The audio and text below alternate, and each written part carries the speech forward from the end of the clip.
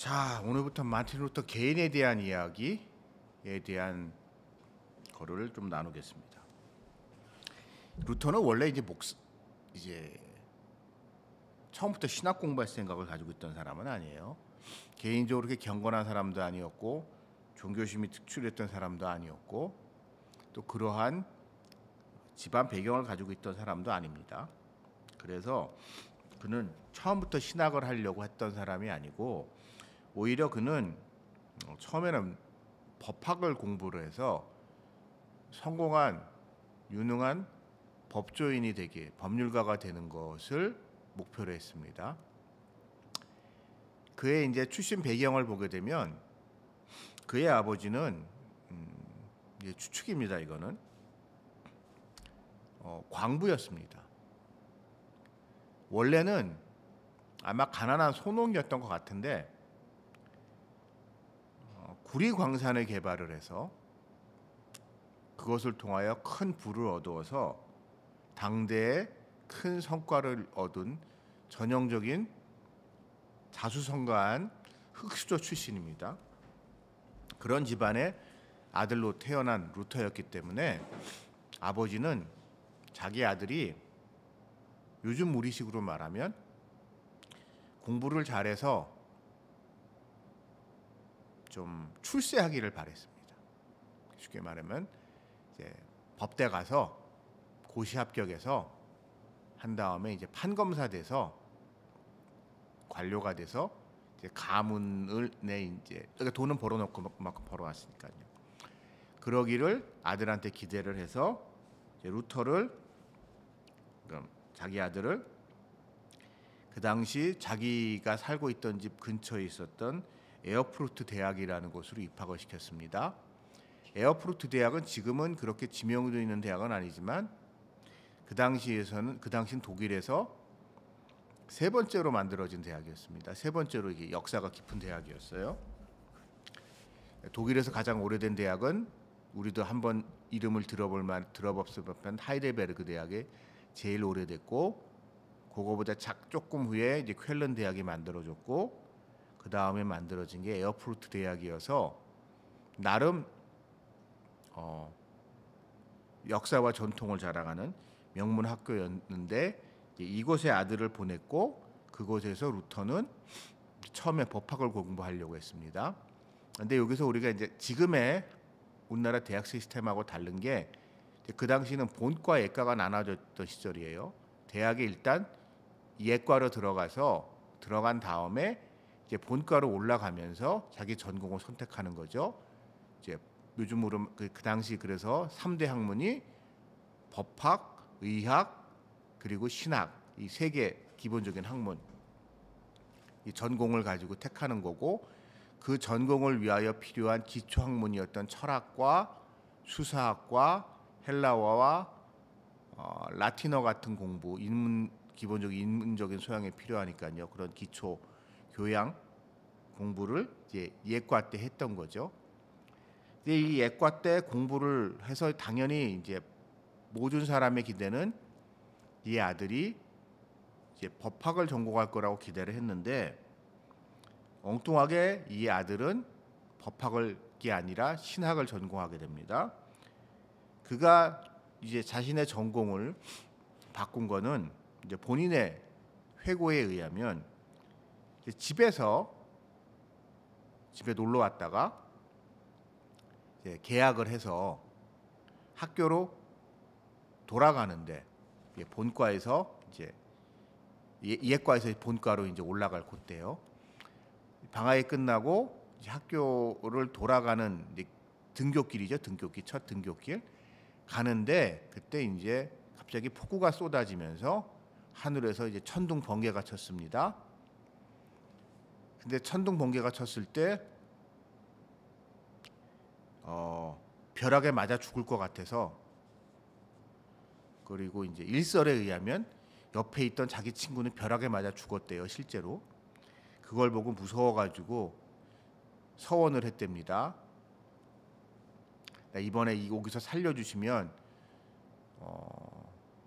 하여튼 수도사가 되겠다는 신학을 공부하겠다는 서원을 해서 또 그 서원 때문에 신학을 해야겠다고 갑자기 고집을 부려서 이 아들이 신학을 하게 됐습니다. 그렇기 때문에 그가 원래 가지고 있던 이 학문적 토대, 학문적 소양은 신학을 위한 게 아니었고 법학을 위했던 거였습니다. 그래서 이것은 나중에 그의 신학에 대단히 중요한 영향을 미쳐요. 기본적으로 죄에 대한 이해를 법정적으로 이해를 합니다. 법정적으로 이해를 하는 경향이 루터한테 강하게 나타나거든요. 그리고 특히 그가 다녔던 이 에어푸르트 대학은 독일에서 이제 신흥 명문 대학이었습니다. 역사는 물론 이제 하이델베르그나 이런 데가 더 오래됐고 그런 데들은 비해서 한참 후에 만들어진 대학이지만 이 새로운 학문을 적극적으로 수용함으로 인해서 신흥 명문으로 부각이 되고 있었던 학교예요. 새로운 학문이란 뭐냐? 그 당시 유럽을 휩쓸고 있었던 이제 오캄주의입니다. 오캄주의, 윌리엄 오캄, 지난 시간에 얘기했었던 그 사람의 이 철학 방법론이 이제 중세에 한참 유명했었던 아퀴나스적인 방법을 공격하고 그 한계를 극복하기 위해서 이 오캄주의가 유럽에 퍼져 나갔는데 이 에어프루트 대학은 이제 그러니까 어떻게 보면 후발주자이기 때문에 그게 더 쉬웠을 수 있는데 이 오캄주의를 다른 학교들에 비해서 적극적으로 수용했고 그것으로 인해서 이제 명성을 얻게 된 그런 학교였습니다. 근데 오캄주의가 수용이 되면서 바뀐 게 뭐냐? 가장 결정적인 게 이겁니다. 아퀴나스 시절, 중세 시절에는 이런 얘기가 있어요. 철학은 신학의 신여다. 라는 표현을 아퀴나스가 사용했습니다. 즉 신학이 모든 학문의 중심이고 다른 부수적인 학문들은 다 이 신학을 위한 부수적인 학문이다. 특별히 철학이라는 것은 신학적 사고를 위한 방법론을 위한 기초 소양을 위한 학문일 뿐이라고 하면서 이 철학의 목표를 철학 공부하는 거의 목표를 신학을 하기 위한 보조 수단으로 생각을 했는데 이 오캄주의에 오면서 철학은 철학이고 신학은 신앙이다라고 하면서 이제 구분해서 생각을 하게 됩니다. 이 오캄주의라는 게 이제 여러분 이제 중세부터 시작해서 이제 서구 서구 지성사를 보게 되면 이제 유명 논쟁, 보편 논쟁이라고 하는데요. 이게 그냥 책으로만 읽으면 잘 실감이 안 갑니다. 안 가는데 이거를 좀 실제적으로 좀 제가 좀 설명을 드릴게요. 오캄주의라는 거는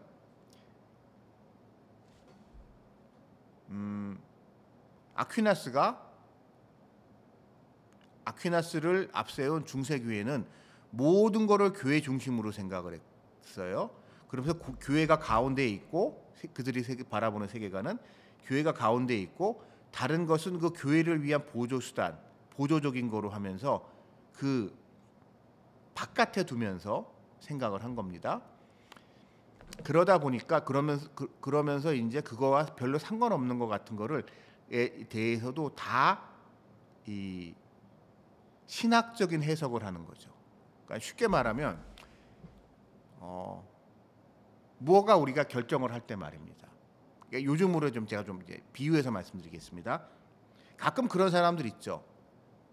무언가가 이것이 과연 성경적이냐를 따지는 사람이 있습니다.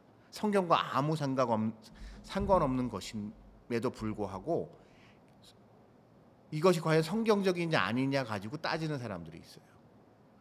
또한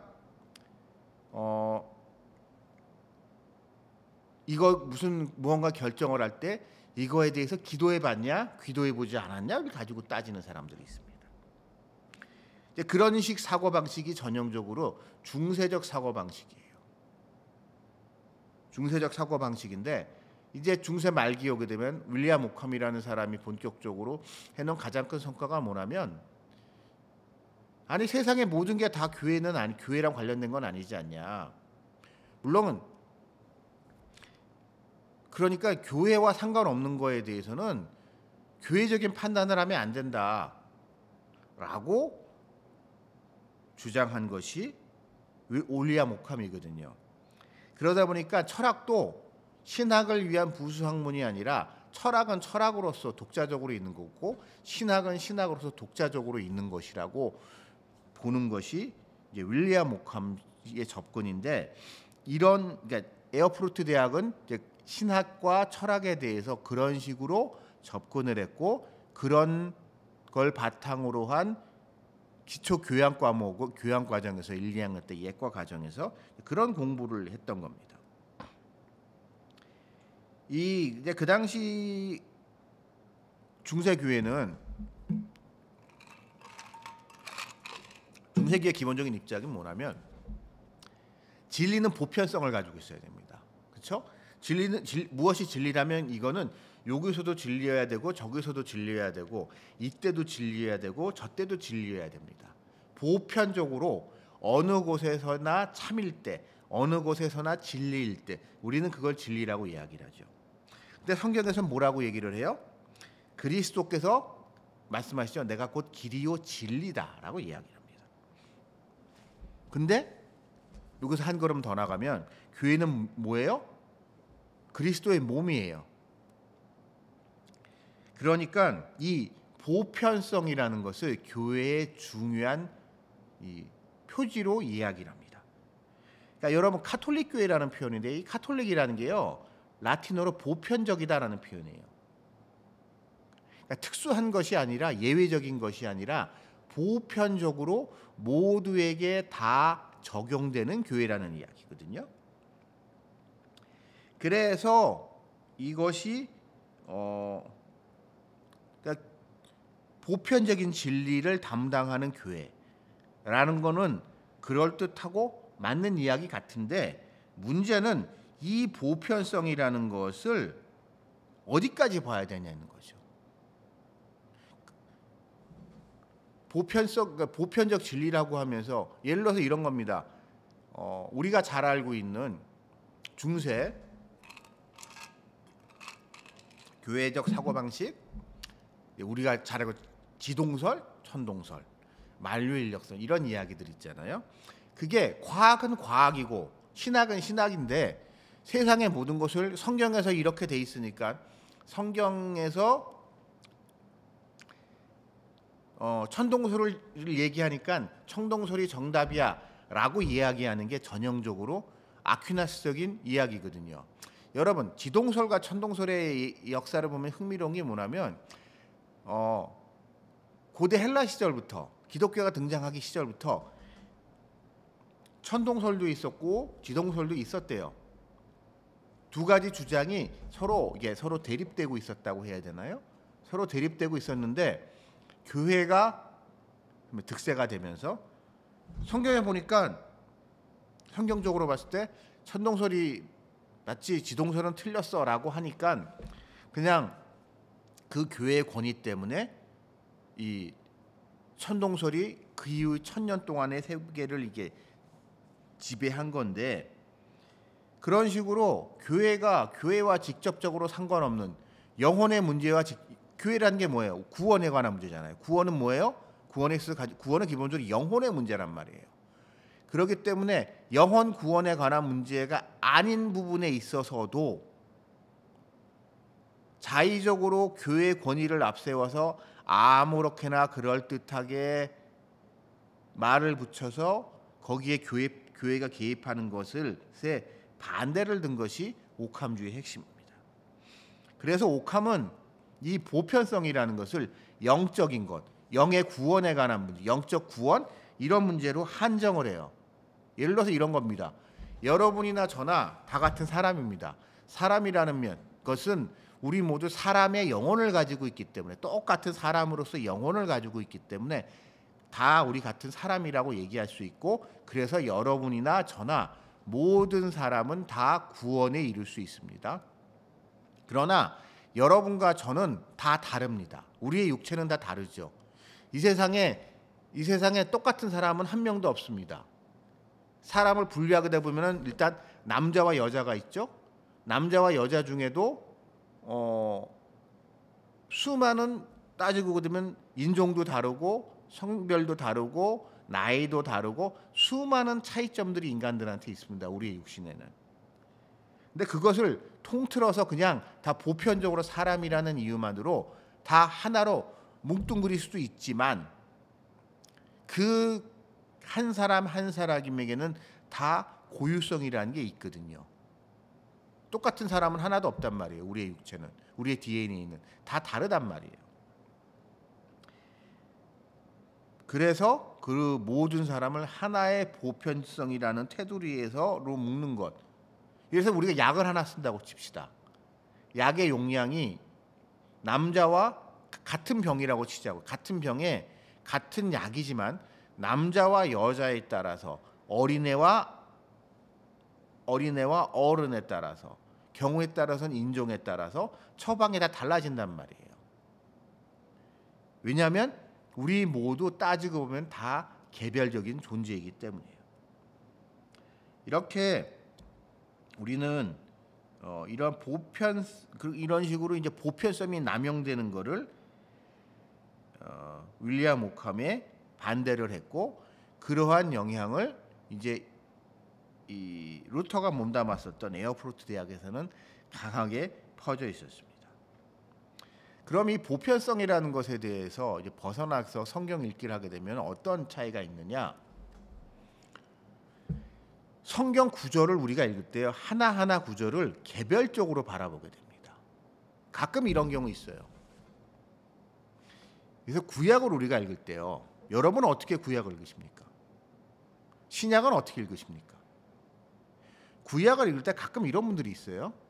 구약은 오실 예수님에 대한 예표다라고 하면서 구약을 읽을 때 모든 부분을 다 예수님과 연결해서 읽으려고 하시는 분들이 계세요. 그리고 예수님과 연결되지 않는 부분은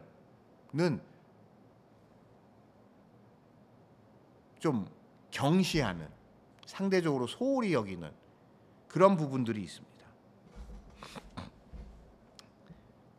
근데 그거는 여러분 올바른 성경 읽기가 아니에요. 올바른 성경 읽기는 한 1.1획도 하나님의 말씀이 아닌 것이 없고, 신약과 구약에 나와 있는 모든 계시의 말씀이 다 똑같은 하나님의 영감으로 기록된 말씀이고, 그렇기 때문에 그것은 다 똑같은 권위를 가지고 있는 거거든요. 신약과 구약 같은 경우 읽다 보게 되면 여러분 가끔 좀 황당한 구절들이 나와요. 도저히 이해가 안 되는. 그런 이야기들조차도 이제 중세 교회적 사고 방식으로는 중세 이제 스콜라주의적 아퀴나스적 중의 관점에서 봤을 때는 다 교회 중심적으로 무조건 해석을 해야 되는 거고, 무조건 그리스도 중심적으로만 해석을 해야 하는 거예요. 그렇지 않은 구절에도 불구하고, 그거와 상관없는 구절에도 불구하고, 예를 들어서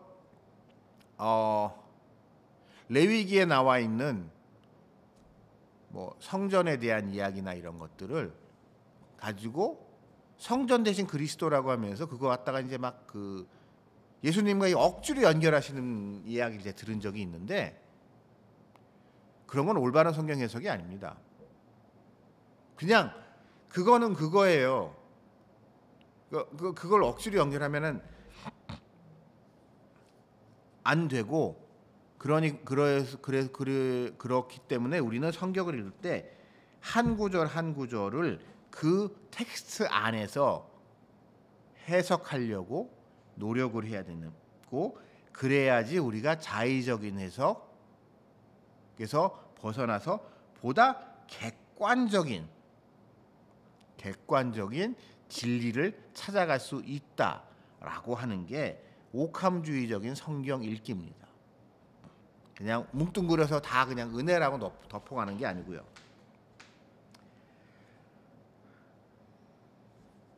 그렇기 때문에 이 개별적으로 성경을 읽다 보니까 나타나는 중요한 특징이 이 죄에 대해서도요.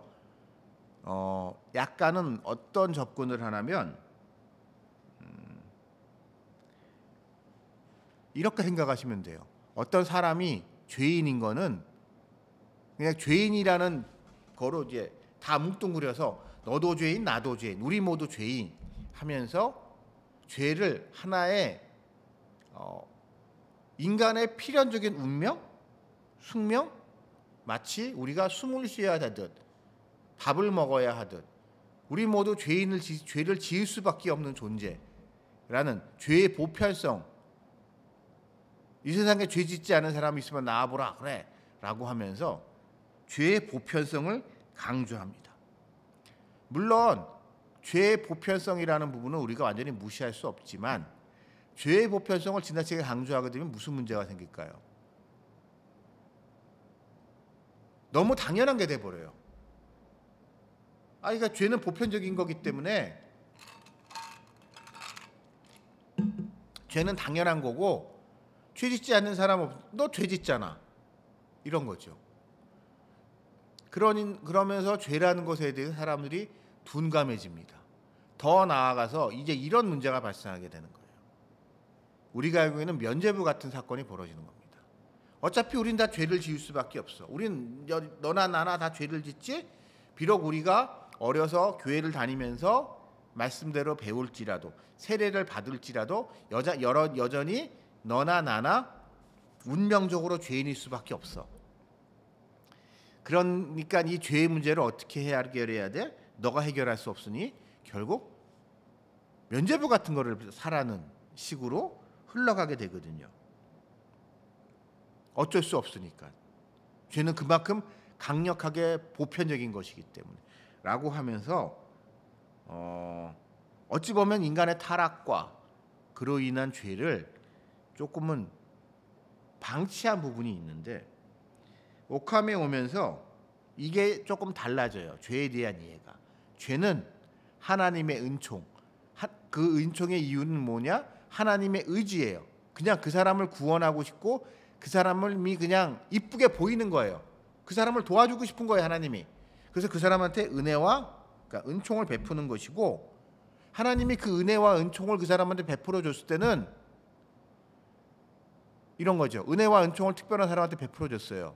근데 그 사람이 이 은혜와 은총을 베풀어 줘 봤자 어차피 죄를 또 지을 거고 어차피 이 죄를 해결하기 위해서 성당에 와서 목신부한테 고해성서하고 고해성서한테 그 죄를 그러면 하려고 하게 되면 뭐 며칠 금식을 하라든가 아니면 며칠 뭐 얼마 감사헌금을 하라든가 뭐를 하라고 한다는 것은 이 하나님의 의지, 구원하고자 하는 하나님의 의지가 나타난 은총이라는 부분을 이 사실상 평가절하되는 것이기 때문에 이 하나님의 은총이 강조되는 것만큼 여기에 대한 인간의 자발적인 순종을 강조합니다.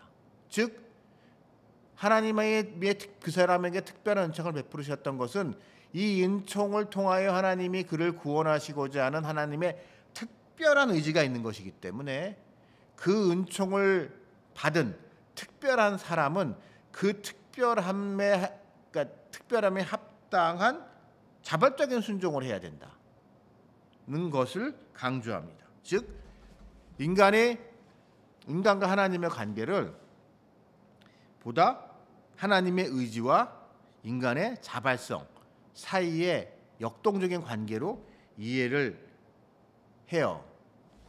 그러니까 단순히 고해성서를 하고 성당에서 이제 신부님이 하라는 대로 뭘 한다고 해결될 문제가 아니라 그렇게 인간은 어쩔 수 없는 어떤 굴레가 아니라 하나님이 그에게 그러니까 하나님이 그 사람을 구원하시고 싶으니까 그 사람한테 그렇게 특별한 은총을 내리신 거잖아요.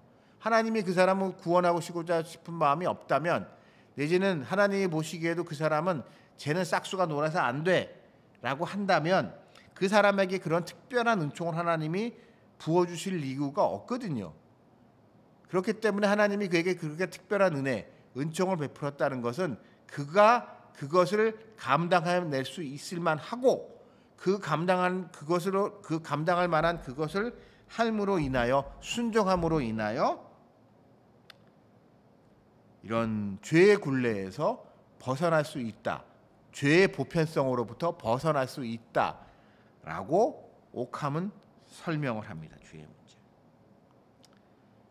그래서 죄도 하나하나의 개별적인 것으로 이해를 했고, 더 나아가서 이제 약간 독일적 상황입니다.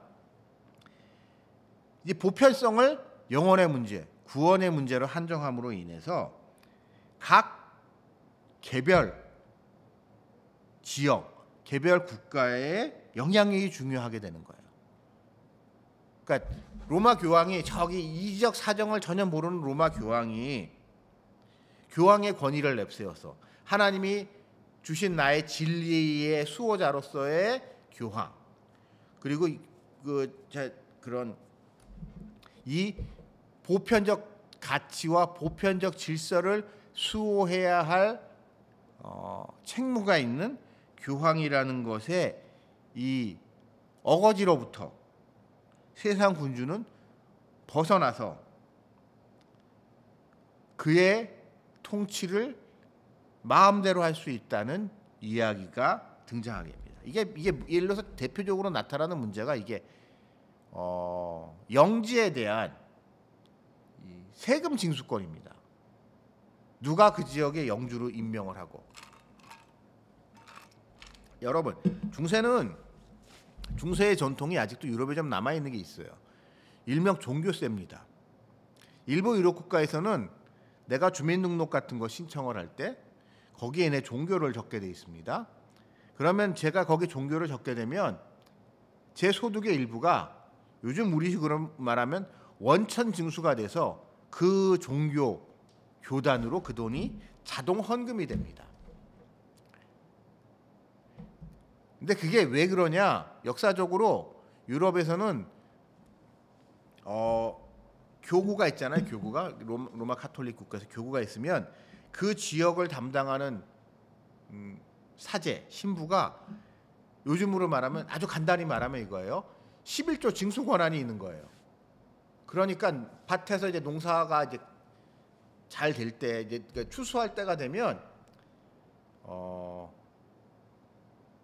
이제 교회에서, 이제 성당에서 이제 11조 내야지 하면서 이제 강제로 이제 마차에 실어서 가는 겁니다. 그러면 그 강제로 실어 가게 된 이 수확물이 결국 어떻게 되냐? 그게 결국 흘러 가지고 이제 로마 교황청까지 가게 되는 거예요. 그러니까 이제 독일 농민들 입장에서, 독일 사람들 입장에서 생각을 해봅시다.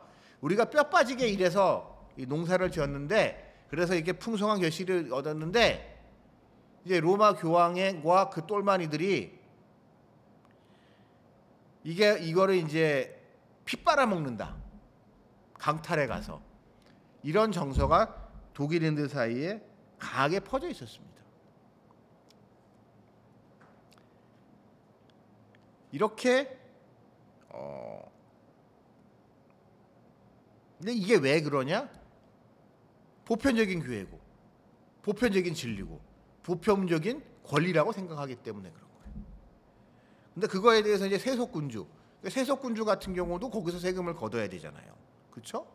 세속군주 입장에서도 그 세금을 거두려고 하다 보니까 이제, 야, 네가 왜 돈, 그거 이제 이런 사태가 벌어지지 않겠어요? 이제 약간 희화한 얘기입니다. 어느 농부들이 이게 이 어느 마을에서 이제 농사를 지어서 추수를 거뒀습니다. 그러면 한편에서는 그 지역을 담당하고 있는 사제가, 한쪽에서는 그 지역을 담당하고 있는 왕이 보낸 사람이, 세금 징수원이, 두 사람이 같이 거기에 가가지고 서로 내가 먼저 가져갈래 하지 않겠어요? 예를 들어서 쌀 한 10가마가 났다고 칩시다. 쌀 10가마, 아주 제가 단순하게 설명하는 거예요. 쌀 10가마가 났는데 그중에 그래요, 11조라고 생각을 해서 이제 신부님은 쌀 한 가마를 가져가고, 세상 군주가 뭐 해서 11조라고 생각합시다. 쌀 한 마리 가져가고, 한 가마 한 가마 가져간다고 치자고요. 물론 그러면 8가마 남은 거 가지고 그 동네 사람들이 산다고 칩시다. 제가 아주 단순하게 설명하는 거예요. 근데 그러니까 이제 추수할 때가 됐을 때 양쪽에 모였는데, 그러면 쌀 10가마 중에 어느 가마를 가져갈지 누가 먼저 가져가야 될까요? 그러니까 이 원천징수를 하는데 국가, 우리가 생각하는 왕이 보낸 사람과 신부가 그 지역을 담당하고 있는 신부님이 담당하고 있는 사람 둘이 왔을 때 찬물도 위아래가 있잖아요. 둘 중에 누가 먼저 가져가냐. 별거 아닌 것 같아도요, 여러분, 이런 상황이 되면은 이상한 자존심 싸움이 벌어집니다. 우리 일상사에서도 그 순서를 명확히 해야 될 필요가 있어요. 근데 그런 과정에서 이제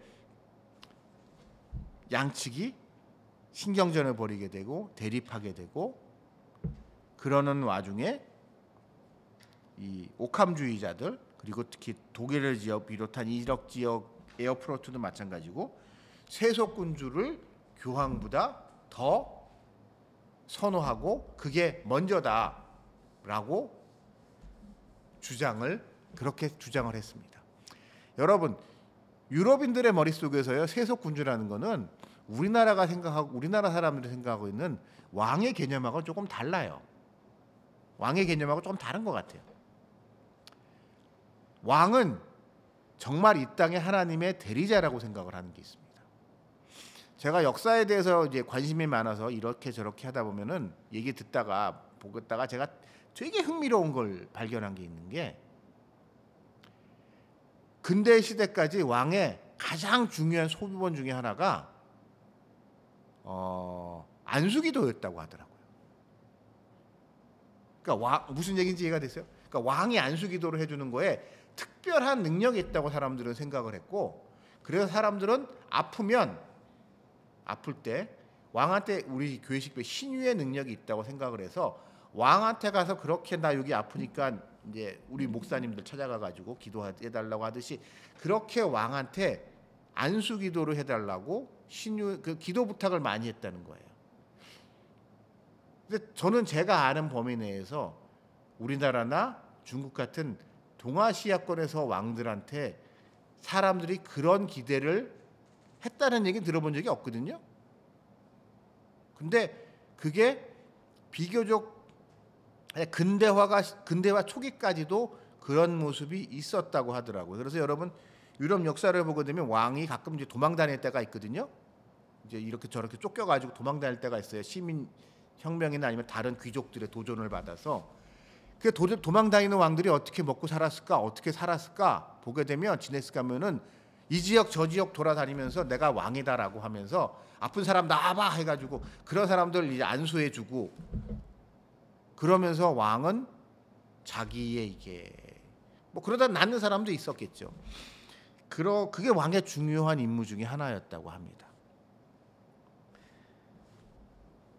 그러니까 이게 뭐냐? 그러니까 병이라는 그 지역에 있는 병에 대한 권세가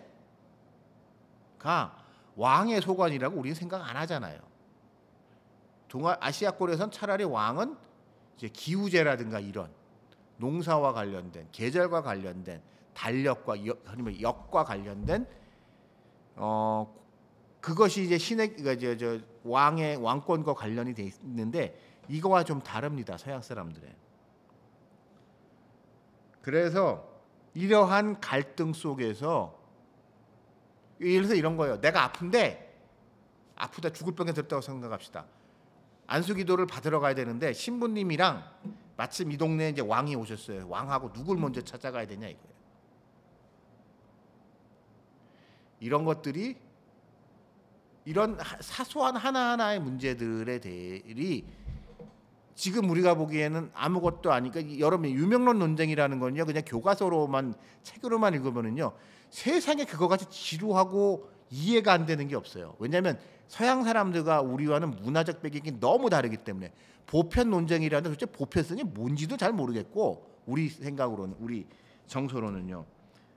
그러니까 보편성이 왜 중요한지도 모르겠는데 이 보편성이라는 거에 대해서 한마디로 중세는 보편성을 근거로 해서 교황과 교회가 모든 것 위에 군림을 했다면 루터의 시대가 오면서 이거는 이거고 저거는 저거지 모든 거에 있어서 다 보편성을 억지로 넣을 수는 없잖아 라고 하는 게 강하게 퍼졌고 그러한 성향이 특히 강했던 지역 그러면 강하면서도 이 기존의 다른 사상들과 잘 조화롭게 평화롭게 공존했었던 그곳이 에어프루트 대학이었고 루터는 바로 그곳에서 공부를 했습니다. 그렇기 때문에 그의 이후에 본인은 전혀 기대하지 않았지만 운명적으로 역사의 주인공이 된 루터에게서는 이렇게 그가 배웠던 에어프루트의 영향력이 강하게 묻어 있습니다. 그럼 그것이 과연 무엇인지에 대해서는 다음 시간에 여러분들과 얘기를 나누겠습니다. 다음 주에 뵙겠습니다.